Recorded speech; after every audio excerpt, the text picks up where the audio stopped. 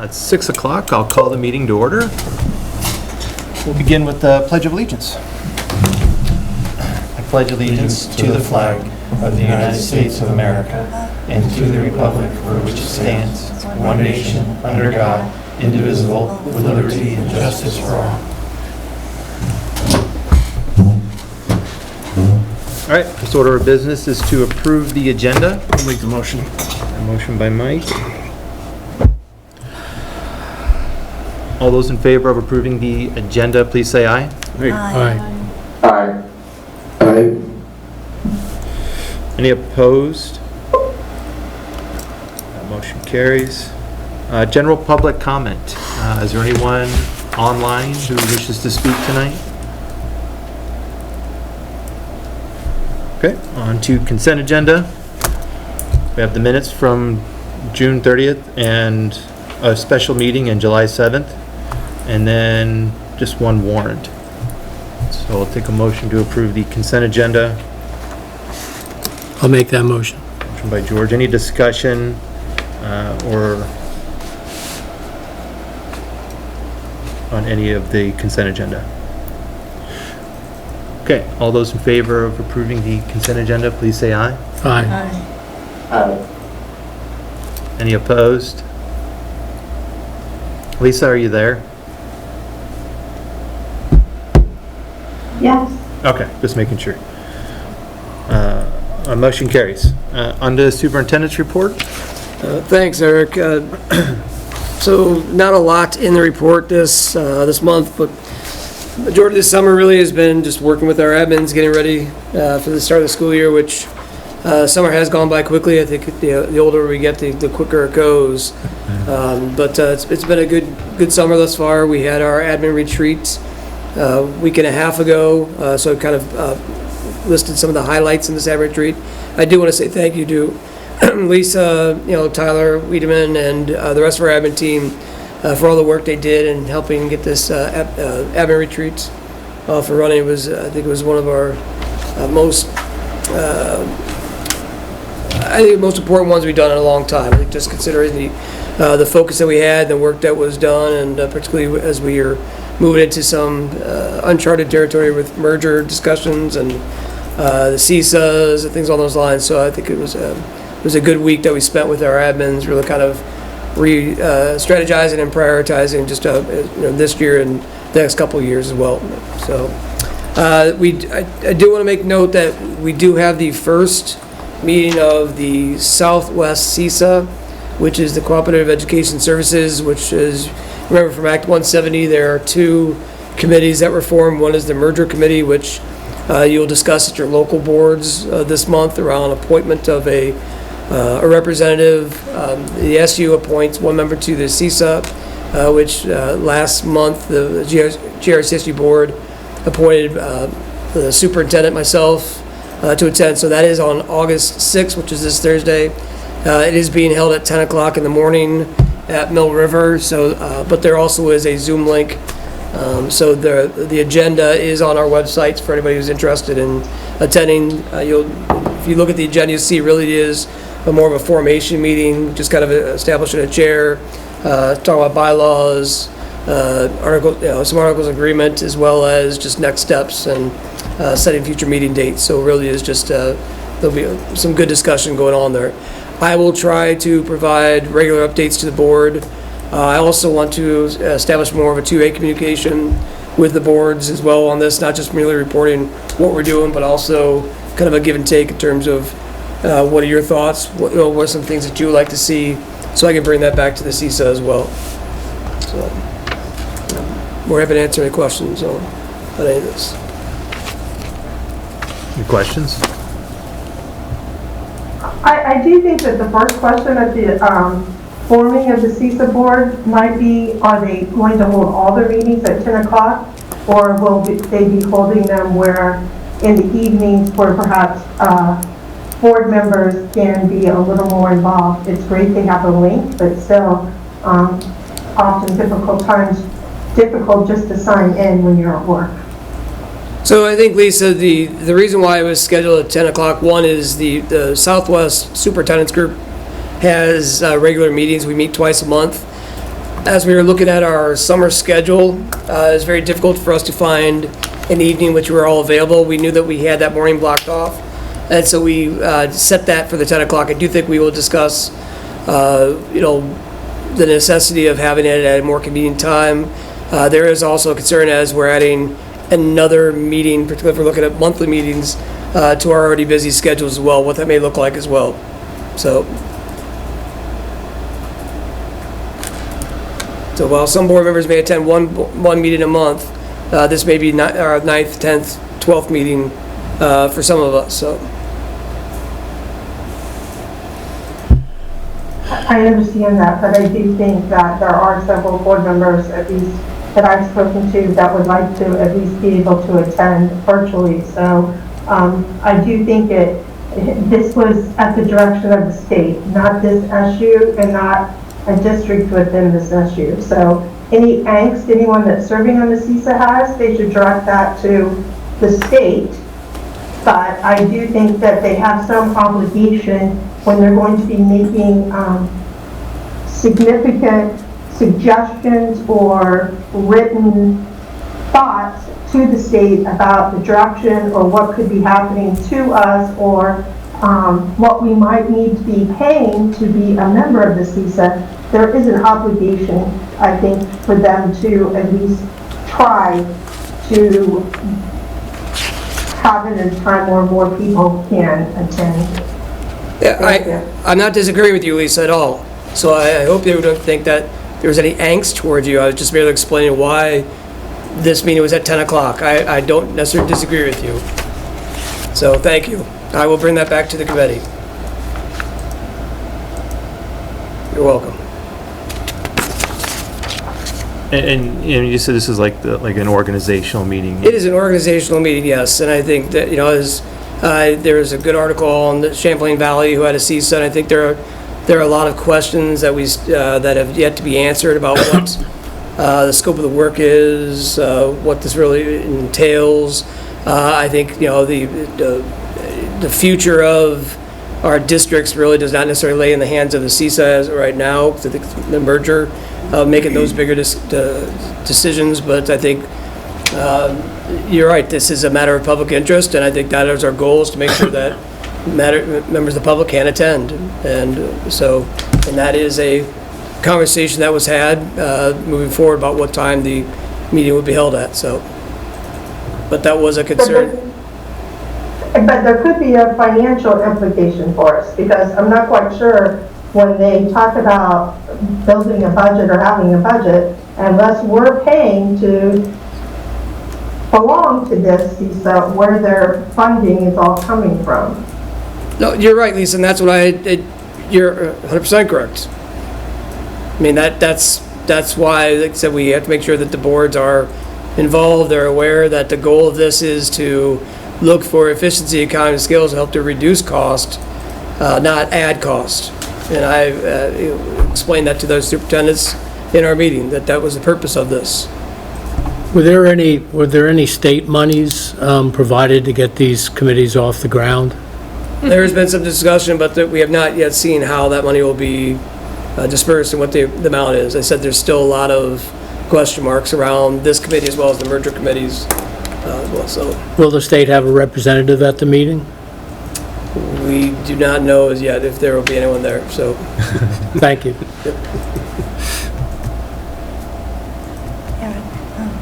Yeah. I'm planning to attend the webinar with the Vermont School Board Association. It's August 11 at noon. I appreciate the webinars that the Vermont School Board Association puts out. So that should be helpful to me. Mm-hmm. Yeah, I mean, they might be able to explain it more in detail as well. Yeah. Okay, any other questions for the superintendent? Okay, thank you. On to Assistant Superintendent's report. How you doing? Hey everyone, nice to see you.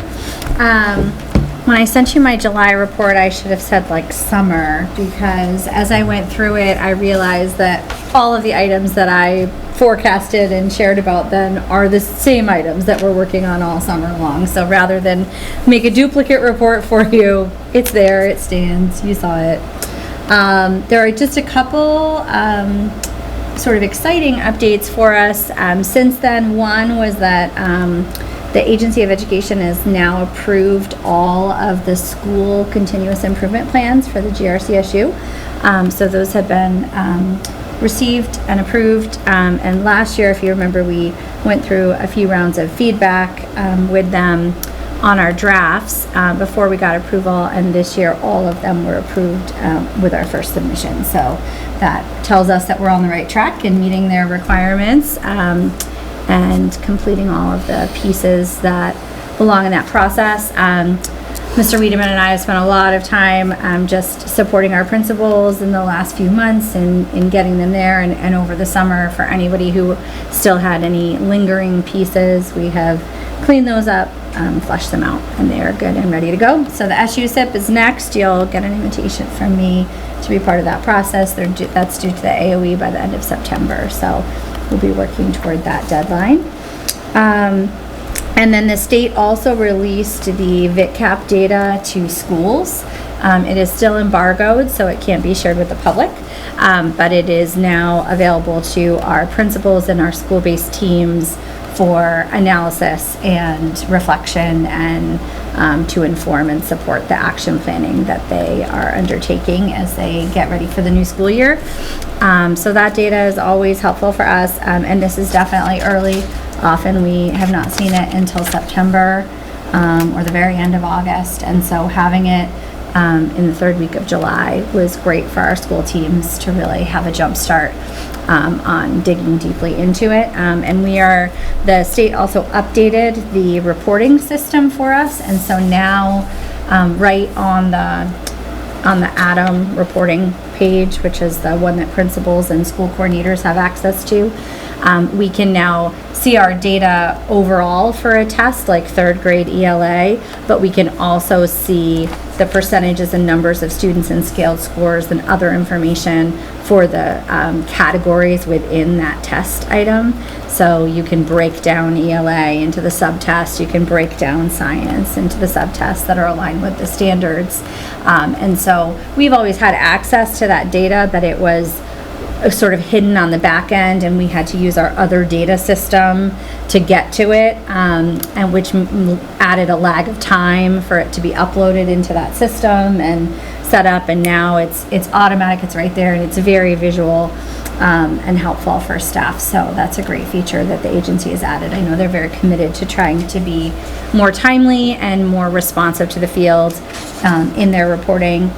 They also ran a great data reporting webinar for all of us that I attended and took notes on and shared the information back with the admin team, all about the updates that they've made and any other useful pieces about data reporting for this year.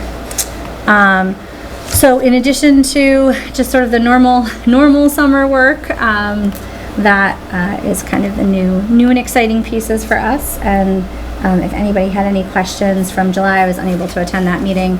If anybody had any questions from that report, I'm happy to answer them at this time. Okay. Any questions? All right. Thank you. Thank you.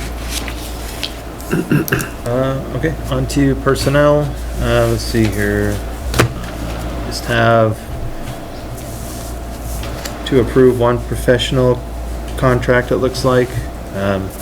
Any questions or discussion on the contract recommendations? Okay. Is there a motion to approve? I'll make that motion to approve. All right, thank you, George. All those in favor of approving the contract recommendations, please say aye. Aye. Aye.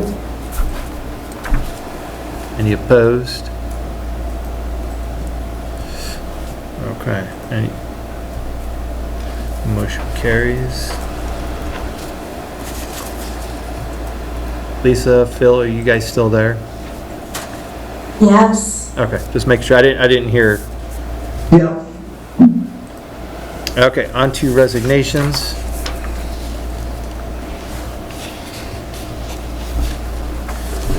Any discussion on the resignations?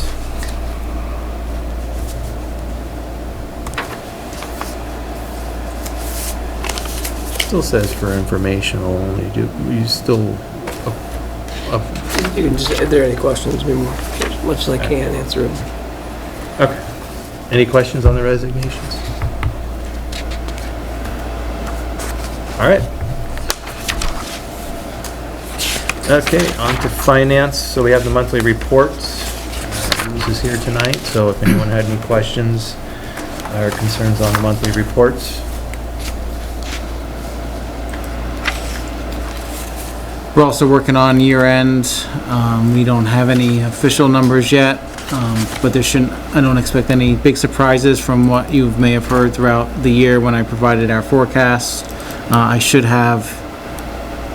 My numbers should be complete probably around the middle of August, but probably right after the board meetings end. So I'll include reports in all of your September board meetings, and I can send them out to boards earlier if they like in the middle of August, and once they're complete, so that you don't have to wait for them.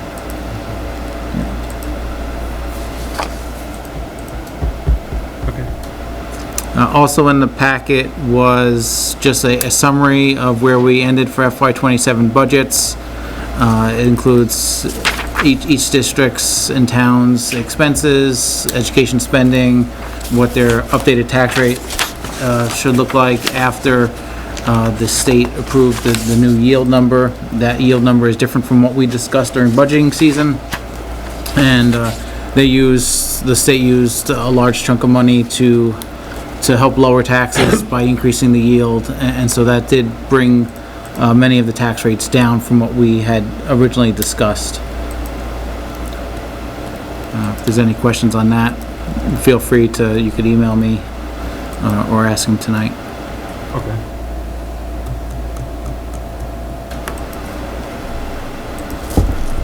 Sorry. All right, and then on to, I guess, the substitutes report.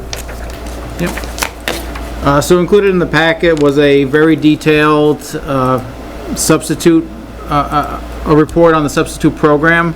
Provides a lot of information on the size of how many subs that we have in our current pool, how many are active, what our fill rates are, based on lots of different statistics as far as like when people put in their absence, what the fill rate is for people that put them in a week in advance versus those that put them in 24 hours in advance, stuff like that. So our program is pretty similar to last year as far as fill rates. We're roughly around the 60% range, as that's the average. Our fill rates is a lot greater. If you look at the report, it's around in the mid 80s for those absences that are put in within 48 hours notice.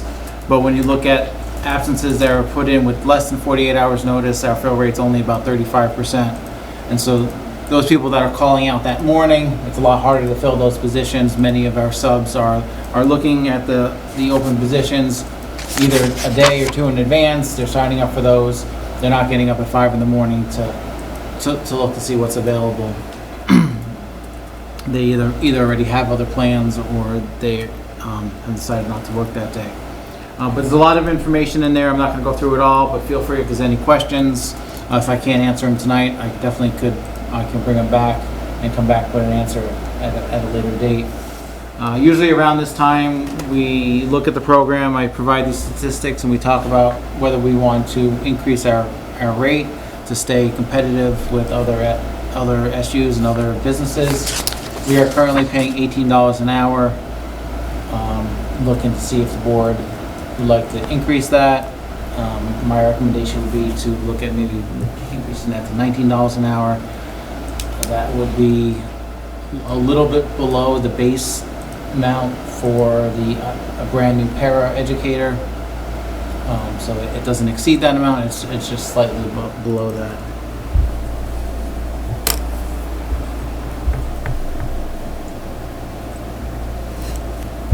Any questions on the? Has there been any thought on giving a bonus of some kind for short notice subs? if they take it at the last minute? It is something that we have discussed. It is something that we don't know if it would help the program, and it is a lot of work to manage as far as, depending on how you structured it. It's definitely, if it's something that the board felt that we should look into, we can consider it. Because it's a big drop-off from the 80s to 30s. The percent of, Yeah. Might be, might be interesting to know what the impact of that it would be from the administrator's point of view when they have a short notice, you know, how does it impact them?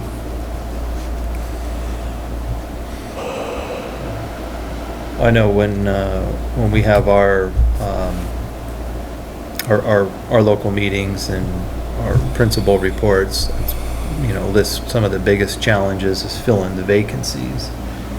And I guess that was one of my questions is like, is it because of the location? Is it the pay? But, and I don't have a question. I just think that, you know, this whole report just kind of addresses that, in trying to fill those vacancies all across the SU, correct? And, I guess, I'd be interested to, you know, to know like what solutions are, you know, come from the work. I mean, definitely increasing the size of our pool is the best solution, and that's something that we're constantly working on. Our pool also helps feed our current paraeducators, so as you can see in the report, many of our subs, after they've been in the buildings, our administrators see the work that they're doing and they pull them for full-time paraeducator positions. So that's great for the building. It depletes the sub pool, but it's also one less absence that they have to fill, so it's kind of a pro and a con. But it's definitely a good cycle. It's sort of like a probation period almost in a way, because if they can test them out with this sub program, and if they like them, then they can hire them for these full-time positions. But I know the sub coordinator, she goes to hiring events. She's interviewing a lot of people. It's always posted. We're always looking for subs. So definitely having buildings promote the positions in the schools is the best way, and in newsletters and stuff like that, trying to get parents, grandparents, relatives, people that are familiar with the schools. And we have had situations where we do have a strong sub-candidates who have eventually become paraprofessionals or support staff, or actually become full-time employees for us. So while it's great that we still have them employed, but it does deplete our sub pool, because that individual's now is filling in another position, so that does happen. And just to clarify one thing I said, so that our current sub rate is $18 an hour, and the paraeducator rate is actually for this current year is $18.98. So it is below the $19 that I quoted earlier. Has there been an internal assessment of the hiring process? I noticed part of your data point that people have started but didn't finish. And I've heard from a few people how cumbersome the process is, the number of times you're required to go back to the SU office. And I'm just wondering if there's been any review of that. The onboarding process is the same as it is for other employees. There's an interview process where they interview with the sub-coordinator, and then they have to come back if they're hired, they have to come back for onboarding. So it's not multiple times. I mean, it's at least 2 times that they would have to be here. If there's more information that you have, please, you can reach out to me and share it, but there's no issues that I am aware of. Okay, my other question is, you notate on the report about Friday incentives. What does that mean? What page? I think there's a lot of absences on Fridays. So I think that's just something that she's indicating that might be something that we could use. So if the subs on a Friday, we can offer incentives, sort of like the bonus program that I think was it George mentioned. Is there bonuses that we can provide to help get subs in those times that are the highest, where we have the highest on fill rates? So Fridays, Mondays, before holidays or after holidays.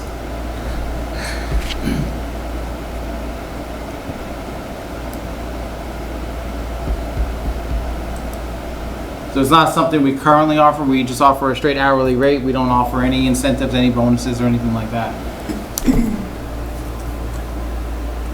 So if we increase the sub rate to 19, we'd have to increase the base para rate. Is that a question or a statement? Well, it could be either. And from your information, it would seem like a statement, but I'll give it to you as the finance director as a question. I mean, the para rate is a contracted rate. I mean, that's set. We are going into negotiations this year. Para educators also receive benefits, where this is a non-benefit position, so they don't get any health insurance or any time off. So the extra 2 cents definitely does not make up for that. But And there's no, I'm open to other amounts as well. I mean, we can do $18.50. and there's So no, anything would be appreciated. there's no requirement that somebody that's called to fill in that day may or may not decide to come. They're not required to. It's up to them. Correct. Right. So they have a portal where they can go in and Right. they can see all the positions that are open for the day or for the week, and they choose which one they want to pick. So they can pick the school, they can pick the assignment, whether it's a teacher or paraeducator. So they choose that. Sometimes schools reach out to subs because they know the subs that are in their buildings, and they say, we're going to have somebody out. Would you like to sign up for this? They call them in advance of even the absence going in. So sometimes they're assigned consensually, but other times the absence just goes in and they just go into the portal and they sign up. Well, my reference with that was to the differential between a para pay versus a substitute pay. One's an emergency and one is static. One has benefits, one does not. One has a choice to come and one does not.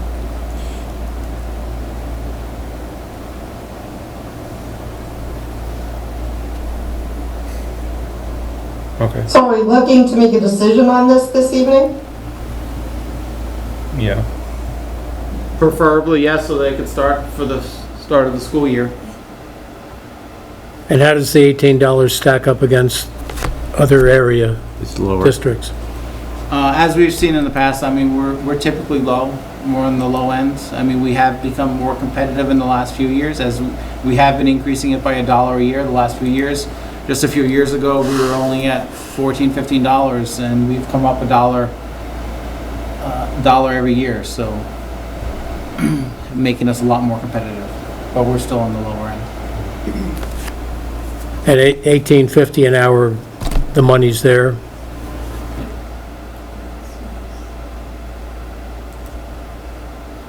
It is a great job for parents that, are available to come in because they know the kids and it's a way to be in the classroom. So I hope people will sign up to be substitutes if they can. And encourage them.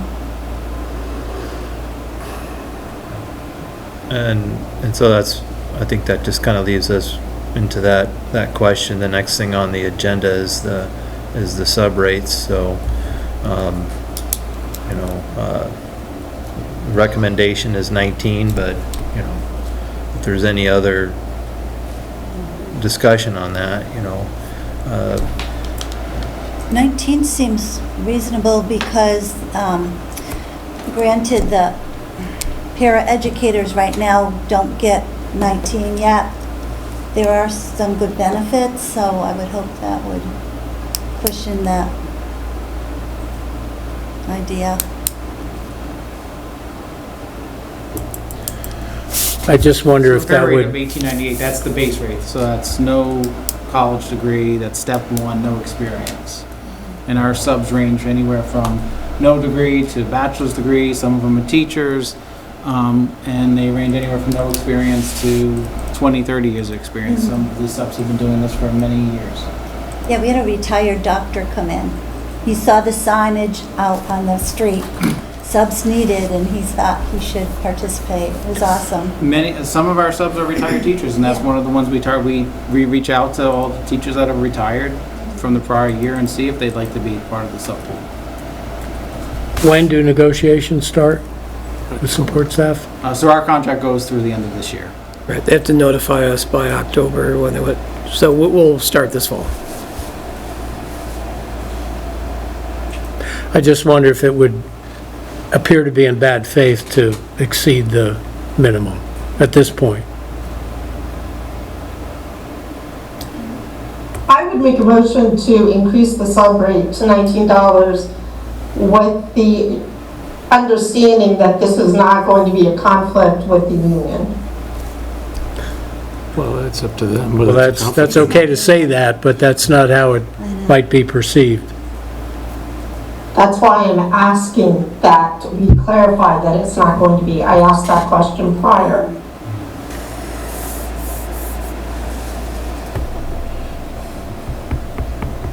I mean, that's, To clarify, are you suggesting that we reach out to the association to determine whether that would be an issue? No, I wouldn't do that. Right, so my prior question was if the base rate is $18.98 and we want to increase to 19, but you're telling us they have benefits and other things, is the union going to say have a fit over those 2 cents? If they're not, because it's a benefit for them to have people in the building, then I would make a motion to increase the base rate for subs to $19. Luz, could you say those figures one more time, because it went in one ear and out the other? How much is the base for paras? $18.98. And how much is the rate for subs right now? 18. Oh, so just go with $18.98? I don't know. It's an idea. I was gonna suggest the same thing if there's a concern of, Yeah. you know, of the para rate, just keep it the same but, you know, to Lisa's question, you know, like, I mean, generally, do you know if that's gonna be an issue or not? If you don't know, then I just think it's a better look if we match it. Yeah. And as far as any subs go, that's a good reason. You know, we don't want to exceed our contracted employees. Yeah. Is there anything illegal about that? I'm not saying illegal, I'm talking about perception here. We're going to go into negotiations, let's go in on a good foot, Yeah. not a bad one. They get nasty enough as it is. I think they get I nasty. would agree with the captain at $18.98, and then after negotiations, if the board wants to explore the 2 cents, then we can explore the 2 cents later, but. you know, we could have the same I'm good with the conversation. 1898, and one other thing we can consider, we could just set the sub rate for future years at the base para rate, if the board is open to that. That's an interesting idea, but Yeah, maybe you see want- how the negotiations go. Yeah, maybe you want the para would- rate to be much higher That would make sense, down the though. road. You have a motion. It worked very We have a motion, right? Well, Lisa, did you make the motion, or are you making the motion to what, I said I would make the motion if there wasn't going to be an issue. The other part, we could just set it at $18.95 and just move on. yeah, I mean, I heard 1898, 1895. Well, I mean, can it be the exact same as the base para rate? I think I think so. that's what we're looking to do, yes. Yeah. Yeah, No, but I'm saying, can we do that with the union is my question. Whatever. oh, without the I same. don't see why we couldn't. I don't see there's why we'd many let them differences dictate it. between a sub and a paraeducator. I mean, there's the benefits. I mean, some of our, like I said, some of our subs, that is just the base para rate. I mean, some of our subs are prior teachers, so they have more education, they have experience. I mean, the para rate just starts at 1898, but it goes up. It goes up. It goes Yeah. up from there. I mean, Yeah. it goes all the way up to 2601, so. I'm not arguing that fact. I just don't want to get into a fuss fight with them. We have enough stuff going on without Chris having to meet with the union 3 times a week because they're upset about 2 cents. So that's my only issue. If it can be set at 1898, I'm happy to make a motion to increase the GRCSU sub rate to $18.98. I'd second Okay. that. It's a motion. Okay. I will accept that. All right. So Discussion. Lisa made that motion. Any further discussion?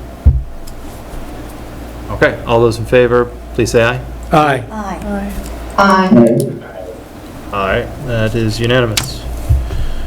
Okay, is that everything, Louis? Yes. Pretty much covered everything? All right. All right, so next, new business, we have the superintendent evaluation review. So, I think, we talked about this a little bit before, is following the evaluation process.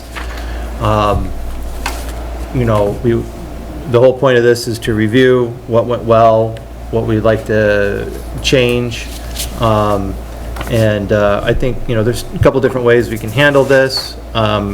In the past, we've had a committee work on the evaluation process.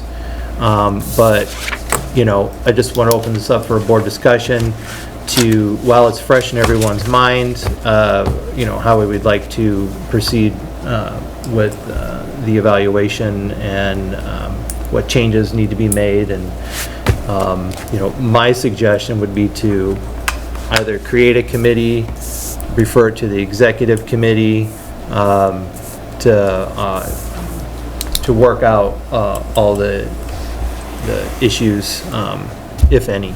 So. I would make a motion to create a committee, and then those that want to join the committee can, rather than currently at Corey Valley, we are in flux. So I think it would be better to create a committee. Okay. All right. All right. So I think one of the first things we need to do is establish how big this committee is going to be.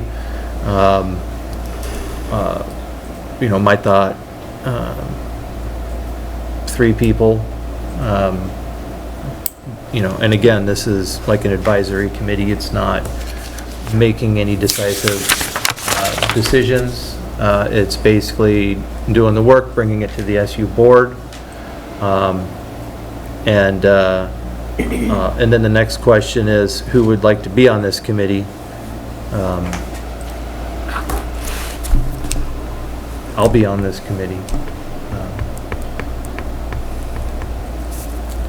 Anyone else? Could you put it out there in case somebody's, like, in a email, so if someone's not here tonight, they could think about it? Of course. I mean, And we must have some people absent from the GRCSU board. well, I think the establishment of a committee comes from this board. I think to one, establish a committee. Is and this the then whole board? That's what I mean, is anybody absent? Most committees you can join even if you're not. Oh. So it's not, you don't have to make it necessarily, I would think, not necessarily make a commitment tonight, but those boards are directed from this board. So the question should be, are we going to have a committee? What's the minimum size? And then table it till they have a meeting, till it's decided, you know, it's that simple. We don't have to make it complicated. yeah. I think sooner rather than later. I think this is what happened before, that we kind of waited around and then it's not as fresh in people's minds, and then you kind of end up like we did this year. So I would say 3 to 5, no more than 5 to be on the committee. I would hope if the meetings can be virtual, I'm happy to join, depending on the day. And I think that, you need to say you want to be on, sooner rather than later, so the meeting schedule can be set, rather than, we're going to be in budgets, and then this is going to fall off the table, and we're going to come to spring, and we're going to be in the same place. I 100% agree. I think, the sooner we start this, and it can totally be virtual. But I do think that, when forming a committee, establishing the members on that committee kind of coincide with it. We have myself, Lisa, and, and again, it's, when we did a lot of the initial evaluation work, it was basically just like the executive committee. So it was like 3-4 of us. Mostly, I think it just ended up being 3 of us that did a lot of this work. So I think, I don't think it has to be big. And, just kind of seeing how not a lot of folks volunteering for it. And I understand that, things are going to get busy this fall, negotiations, budgeting, but, Are you looking for any kind of balance on it vis-à-vis the members of Greater Rutland?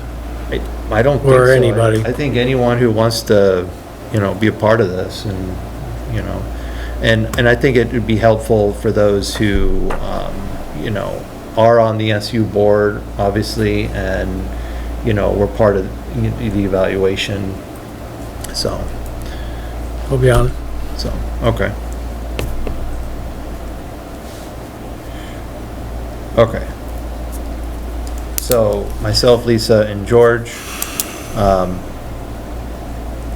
Anyone else?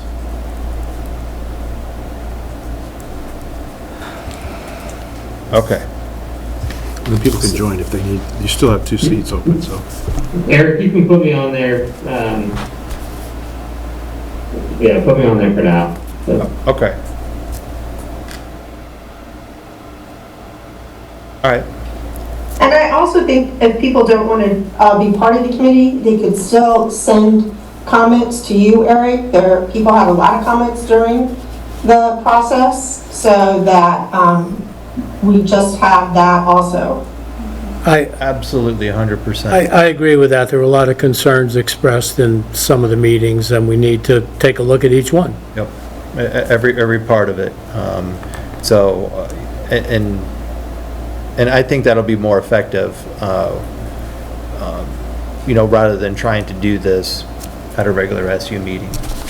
Okay, so Lisa has a motion to form a superintendent evaluation committee, and we have myself, Lisa, George, and Tim as members of the committee. If there's no further discussion, all those in favor, please say aye. Aye. Aye. Okay. Motion carries unanimously. Okay. So on to the second general public comment. Just checking in if anyone online wished to speak. Okay. And then our next meeting date, September 1st, and future agenda items. As we discussed at our last meeting, to table the board retreat. I know that this was put on here as kind of an inquiry to the SU board to continue this discussion. I know that, as Lisa had mentioned with, Corey Valley, we don't have a full quorum tonight, that, it's something that, I think everyone should be able to weigh in on. However, if the board feels that, continuing the board retreat discussion is not something we want to do, I just want to put that out there. Otherwise, it was tabled at our last meeting. So, any thoughts? after the CISA meetings get going and the merger meetings get going, perhaps we would want to consider some kind of retreat at that point, if only to put together what we want to send with Chris, or what we want to send with a representative on the merger boards, as far as what we'd like to keep, if we can keep anything. That might be a good time to consider it again. Okay. Table it. Yeah, so we can just kind of leave it open-ended and table it for now. So we'd be looking at October, right? That would be the beginning of both. CISA starting now and merger is next month, so, Mergers have to be formed by September 15th, so. yeah. So maybe October timeframe, we take a look at it again. And again, that's going to be in the middle of budget season, so we may not feel we have the time, but I think we should consider it. Okay. Any other discussion on this? Okay. All right, so, So for additional agenda items, could we have Louis bring back what incentive ideas are for Friday or Monday and what a cost is for those? If we're going to consider that, I think we need to have a few more data points for that conversation. And could we have a report from the curriculum director as to what summer work has been completed?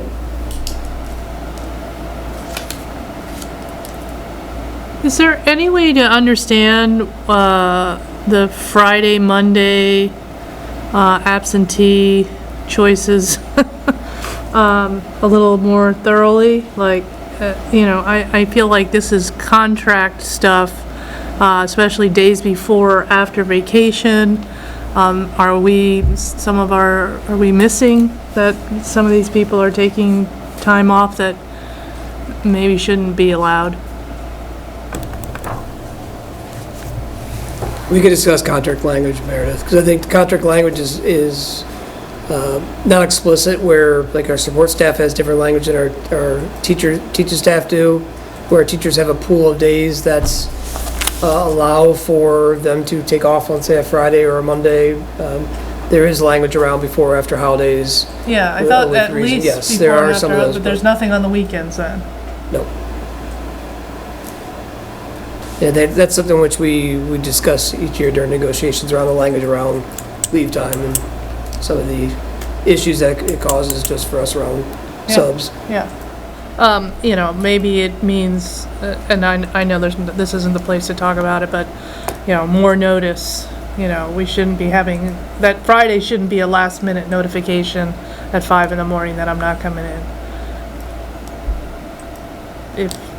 So, I mean, it is difficult because I think there are a lot of individuals who use their days, properly. Right. I mean, as with any organization, are there individuals who may misuse days? Sure, and I think we just have to be very careful about language that, do we, what that language really, the intent and what the fulfills. Yeah. Yeah, I understand what you're saying. And meanwhile, we still got to fill those vacancies, no matter what, Yeah. the best we can. Lisa, could you repeat the first future agenda item that you said? Curriculum director report. Incentive ideas. So the first one was the incentives for Friday, Monday, and what the cost would be associated with that and what they would look like. The second one was report from the curriculum director for work completed over the summer. Okay, thank you.